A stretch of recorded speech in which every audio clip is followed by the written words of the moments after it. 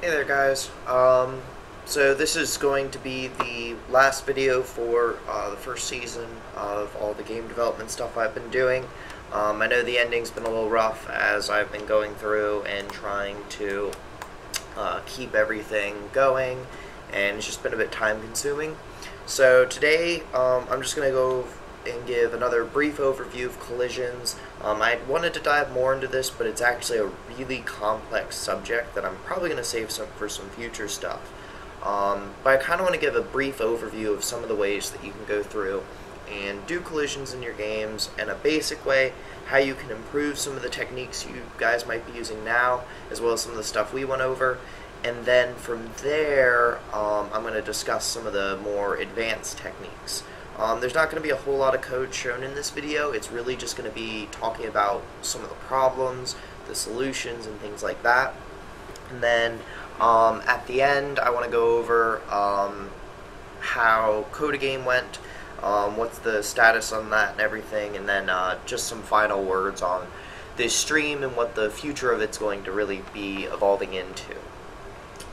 So let's start off now by opening up a browser window, and I'm also going to open up GIMP because this will be a good way to draw some diagrams for everything. So collisions are kind of an interesting subject. They are super important to a game, obviously, but they're really hard to do right. And the reasons for that are because of mainly the fact that in order to do proper collisions, you have to be able to detect individual pixels and how they're colliding. And so in the perfect world, you'd be able to go through and do pixel-perfect collisions on all of your objects, and you'd be able to have them react accordingly.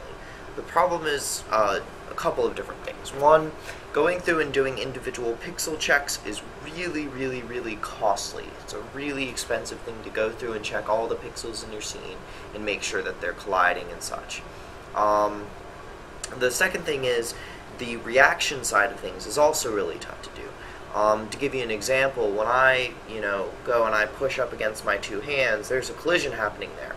But it's not like in a video game where I'm not going through the hand and then being pushed back out.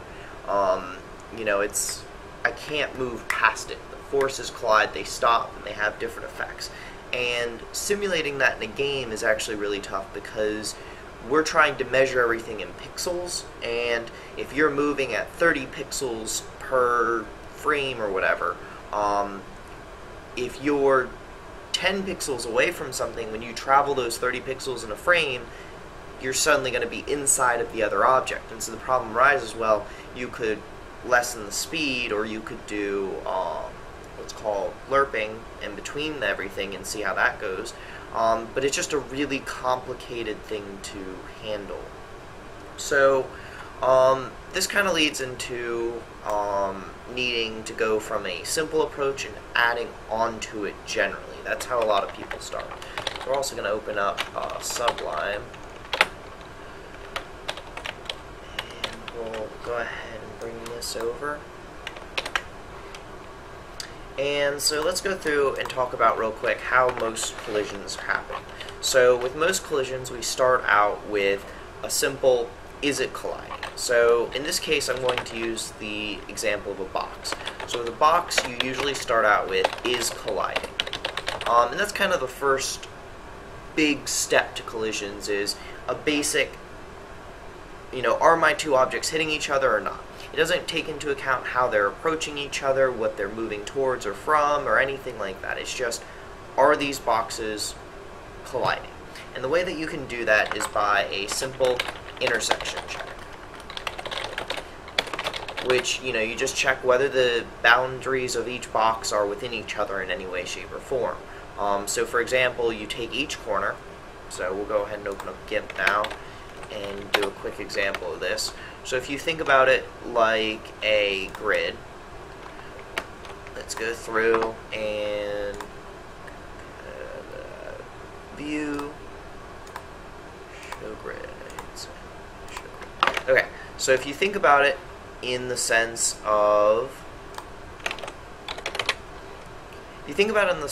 a square. So we'll go ahead and just make a quick little square here. and we'll make another one right up here. So how do we know that these two objects are not colliding? And then how do we know that these two objects are colliding? So how can we tell the difference between these two? Well, let's take a quick look at the corners. This is where a lot of the starting points for the algorithm start, is that if you look at how these corners intersect, you'll notice that this corner is all the way off over here. If we consider this 0, 0, we consider this, we'll say 3, 3 based on the grid. And then we'll say that this is negative 1, negative 2, 3. So you have negative 2, or sorry, 0, 0, and we'll make this 2, 2. Then we have negative 2 at 2, negative 2, 2 here, and then 0, 2, 0, 4 here. So the way to look at this is that this corner is less than this corner here. You're basically going, what a lot of people do to start out with this, and what I do as well, is I focus on the corners. So in this case, this corner right here is less than this corner here. So this corner cannot be colliding with this corner. This corner as well on the x-axis, we're going to be talking about only the x-axis for right now. So this corner right here is also less than this corner here. Okay? So this corner, because we're going to go counterclockwise, this corner here is actually at the same place as this one. So in the x-axis they're colliding, but if we look at the y-axis they are not. So this corner means, since this corner is not overlapping any section of it, we can tell that this corner is not colliding. This corner, however, is equal on both x and y, and because of that we can tell that there is a collision there as a result. If we look at our grid, obviously there is a collision there. So in that case we would say, okay, there's a collision. In this case, again, we see that the y's are the same, but the x's aren't. So that is how we know that there isn't a collision between these two, and in this case we have the same y's, but not the same x's again. So again, that's another way we can do the collisions, is just by going through and checking the corners. And of course you could do more precise collisions because there are problems that will occur with this. So to kind of show off one of the big problems you run into is, let's say that we have just a single pixel grid here.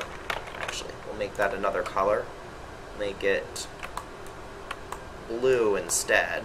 So if we have this single pixel right here, this single little box right there that's colliding, this isn't going to actually, this method won't detect that collision, because if we look at the corners, none of the corners are touching. But that blue section there, that is colliding with it. And so what we could do, obviously, is we could go through and add in precision. We could say, okay, well, what about each of these individual pixels? We could check those as well. The problem is then you're really getting into the exact same problem I mentioned at the very beginning, where you're checking all of the pixels in the scene. So obviously this method is not going to quite work as well as we want it to, but it does give us one benefit in that it is a good starting point. And there are better ways to check these kinds of things, to be able to see where the collisions happen and such, or whether there's a collision. But this is a good starting point when you're making your collisions in your games. So we go through and we say, okay, this method can detect a collision, but it's not going to work overall. So what's a better way to improve this?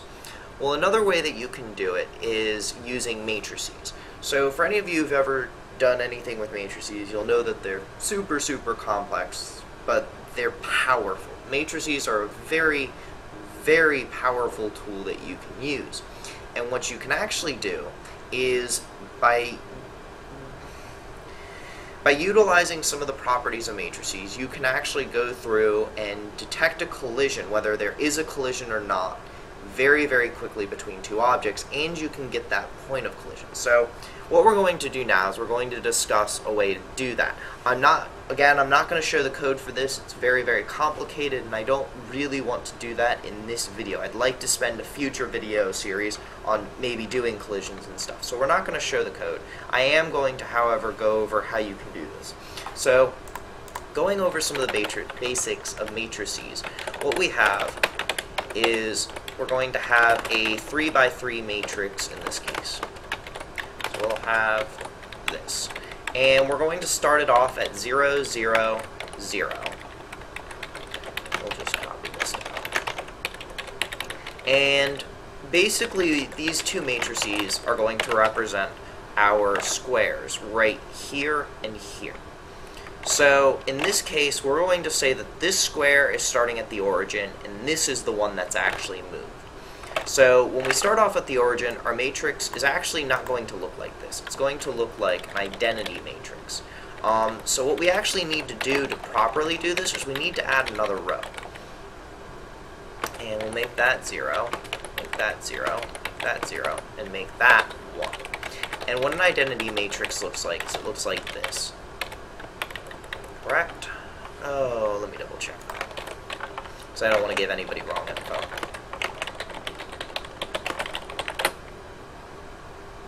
Yeah, okay, cool. Math is not wrong. Sorry, it's been a long week. So we'll have our two identity matrices. So the reason for this is that when you go through and you do the math on those matrices, the way that the math works out is that you can't just have it all be 0. So you basically need to start out with your identity matrix here. And what this basically says is that this matrix is starting, in this case we're using it for, so this is the complicated part. A matrix doesn't represent X, Y, Z, but it also doesn't represent a size. It represents a space, if that makes sense. So if you think about it, in this case, our world, so to speak, is this. We're going to just add a new layer. And we're going to take this. We are just going to delete all of that. Color to alpha. Cool. So the best way to think about this is that,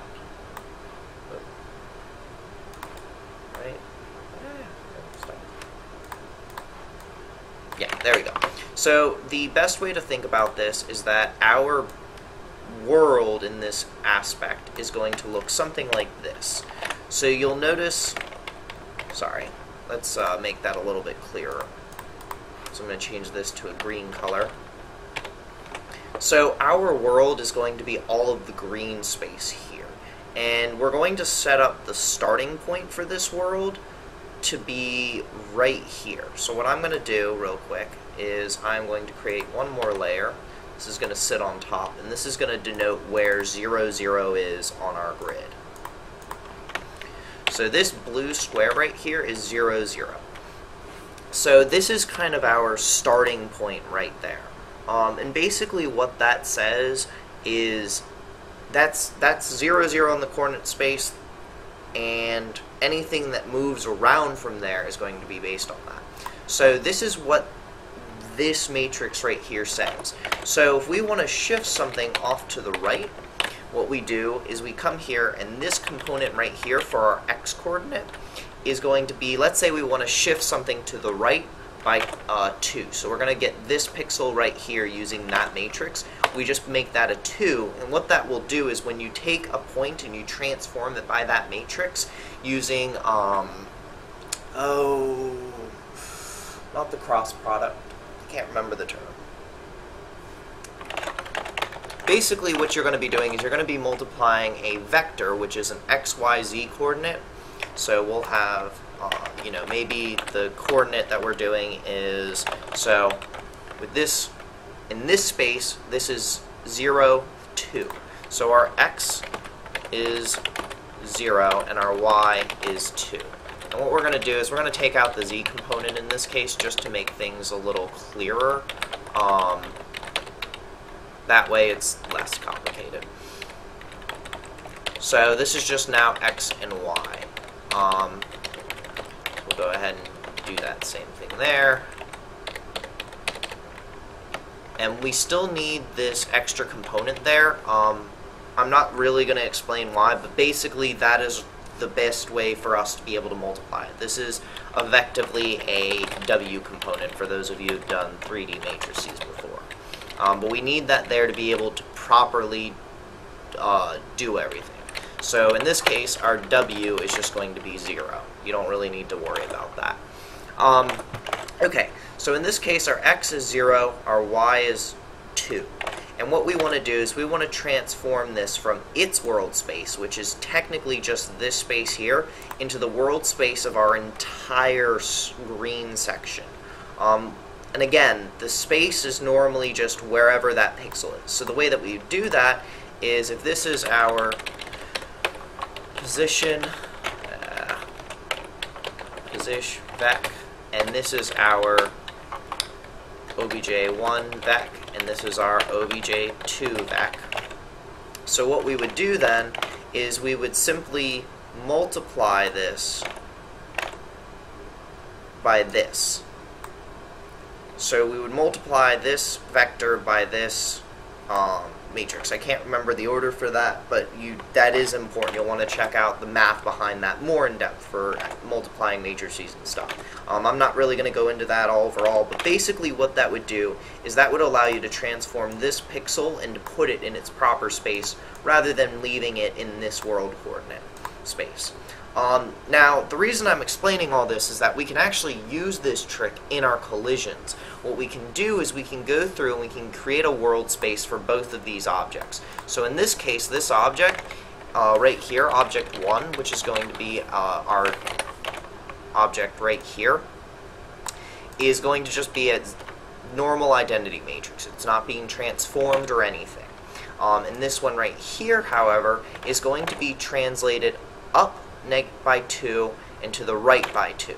And so what we're going to have is we're going to have 2 to the right and then negative 2 for up. So now that we have our world matrices for these, what we can actually do is we can go through and we can basically use this to our advantage to be able to multiply them together and get a fully transformed world space. So what you would do is you would take these two and you would multiply them together, and the output is the world space of those two objects. So you would get, in this case, I don't know what the actual math would be, but, we're not going to assume anything, but basically you get this output overall matrix that includes the space for both of these objects together. And what you can do with that is you can basically go through and check it to see how those objects interact within that space. So you'll remember from before that we were able to go through and do a simple, are these two objects colliding? And there's better ways to do that method using intersections. So now that we know whether two objects are colliding, we can use this method to pick out where exactly those two objects are colliding. But instead of having to search all of the pixels of everything in the world, we've now limited it down to where these two objects specifically take up space. And so the result is now we can go from a simple box is colliding to box where is the collision. And so what this allows you to do is, say, pick out a specific corner to interact on, or pick out a specific side of the sprite to have that interaction be on. And because of that, we have the ability to go through now and pick out specific points of collision and do things based off them. So if you're doing a physics engine, maybe if a rock is hit in a specific spot, it should explode. Whereas if it's hit maybe at the top, just that little chunk breaks out. And so there's some cool stuff that you can do with this as a result. You can detect those very specific fine collisions. So that's cool and all, and these are these are kind of the steps that we take generally to start out with. I don't think I have a way to really do this, so we'll just do that. And then from there, what you're able to do, and so right now we're kind of looping through everything. We're going through and checking the we're checking these individual pixels. Now this is something that I've only recently been looking into. So let me find it real quick for everyone.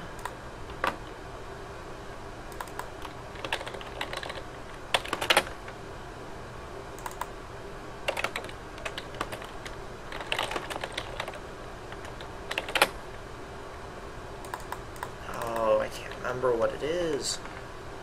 Hold on. Sorry, just give me a sec.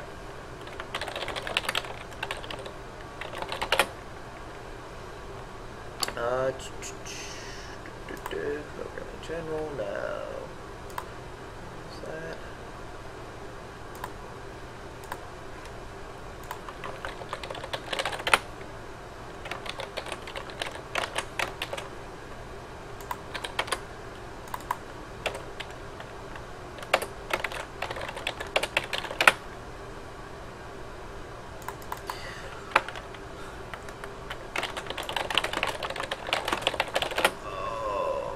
What's that? What was it? It's a really great formula I just was told about. Sorry guys, I thought I'd remember it.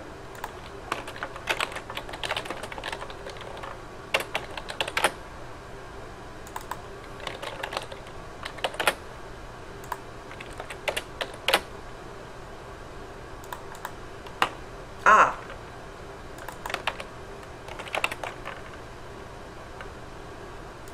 Wait, no.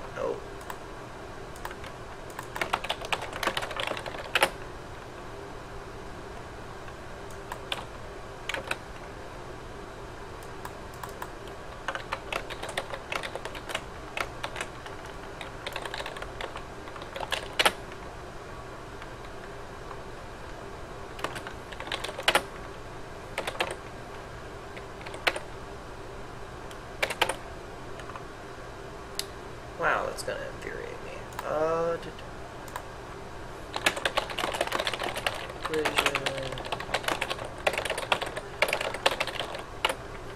Sorry guys, I'm trying to remember what exactly.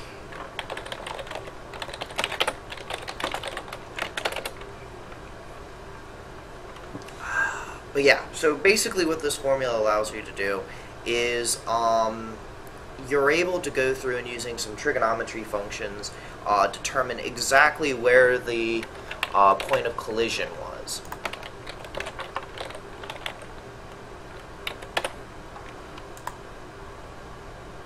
Ah, there it is. So this is the Minkowski collision formula.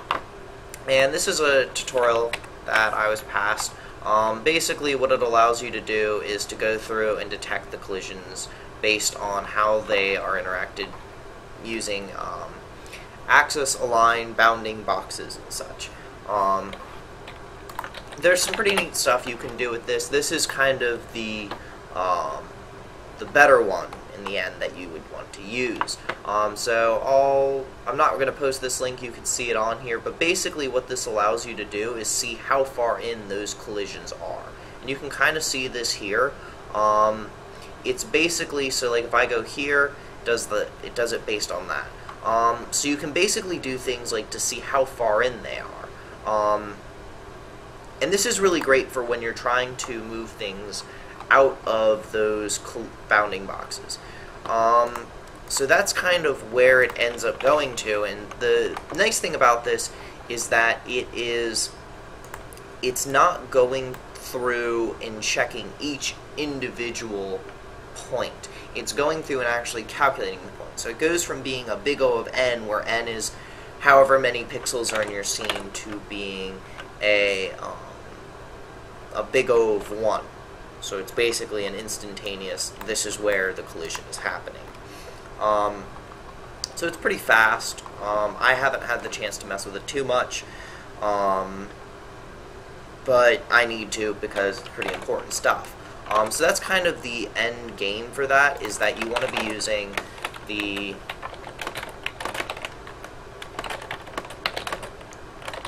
perfect collisions. And so this basically takes it from being, from going through point by point, to being able to figure out where it is instantaneously. And so you can do, of course, all of the neat physics-based stuff with that as a result. So that's kind of a basic overview of collisions. There's obviously a lot more to it that I really just can't even begin to get into. I'm not, I am by no means of the imagination an expert on this. It's a very very complicated subject to go all the way into, and even more so, there's still improvements that can be made on this. I highly, highly, highly recommend checking it out more in depth when you get the chance. So, going off of that, I want to now go over what exactly the future of this stream is. So right now, a lot of these videos have been on very basic game design and stuff. Nothing super, super complicated, but we've been going through and doing a lot of C++, which I like, but, you know, we've kind of hit the end of the road. We've gone over all of the basic 2D types of games using SFML. I've seen a lot of people are able to use it and make some pretty cool stuff. We did the game jam, which wasn't as big of a success as I would have liked. It only had about 8 people enter. I've gone through and collected data on it, and I'm looking into how to improve it if I ever do it again. We'll see if that happens. But what I'd like to do is I want to go through and do this again. That said, right now, life's getting busy. Doing these live streams is actually a very time-consuming process. You've probably noticed that I'm a bit underprepared. Part of that is just it takes time to prepare for these. So rather than jumping straight into another set of videos, what I'm actually going to do is I'm going to take a short break from Twitch streaming only. I am not going to stop making videos, however. So the current plan of events is that in the next few weeks I'm going to start doing a YouTube series. I've got a neat idea for something that I think everyone will find useful. It'll be applicable to game design, but programming in general as well. So if you're interested in either one of those, definitely keep an eye on my YouTube channel. I'm working on the first set of videos now, and I'm hoping to start getting them uploaded in the next 2 to 3 weeks at the latest. But basically I'm going to start doing more regular YouTube videos. I'll be able to get feedback on there. I really appreciate when you guys send me messages, post comments, any questions you have, feel free to send them to me. I might be a little bit slow responding at times. I'm sorry for that. I do have a job, though, that I have to go and work at. But what I'd like to do is go through and do those, and then next winter to come back and do a season 2 of this. Start going to things like OpenGL and some of the more complicated aspects of C++ design. And then that'll be very specifically a tutorial series similar to this, but with OpenGL and C++. That said, that's obviously going to require more preparation, more getting ready, making sure that it's a little bit more well put together than this. So keep an eye out. If you guys have any comments and feedback on that, let me know. I really like when people send me ideas on things. I've got a whole list of things all ready to go through that I'm going to be setting up for YouTube already. I'm super excited to do this. I really like that everybody seems to be enjoying these. And again, please, if you have any feedback, leave it in the comments and such. Feel free to shoot me an email as well. I generally do my best to respond to those. It's a little bit easier for me at times. But yeah, so some of the other topics I've been going into recently, I've been looking into the Unreal Engine. I actually recently, if you're interested in this, you can go to geraldmcallister.com/testshooter. This is a quick game I made using the Unreal Engine 4. So you can go through and you can find that, and you can take a look at some of the stuff. I might do tutorials on the Unreal Engine in the future on how to get a quick game set up. That was made very quickly just to learn the engine's basics. So in the future, there is more content coming. I know it's been a bit slow recently, but it is going to ramp up very quickly. So please, if you have any other comments, questions, concerns, feel free to shoot them my way. That's really it for today's video. There wasn't a whole lot to go over. This is the final video for Season 1, the last one for SFML and C++. We're going to be doing more C++ stuff in the future, so definitely keep your eye out for some of that. If you're interested, don't forget to click the follow button below, or if you're watching this on YouTube, subscribe to my videos. I really do base a lot of my stuff on whether I'm going to do more or not based on what I'm seeing interest in. So really, when you guys click that subscribe button and follow button, it lets me know that you guys like what I'm doing and I need to do more of it.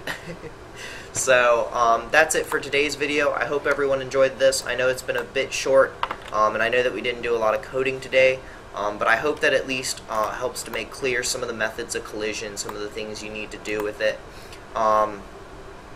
Yeah, so thanks for tuning in, and I will see you guys in the near future with some YouTube videos. You can find my YouTube account off of Twitch, by the way, down below, if you're watching that live right now. So thank you guys for tuning in. See you guys soon.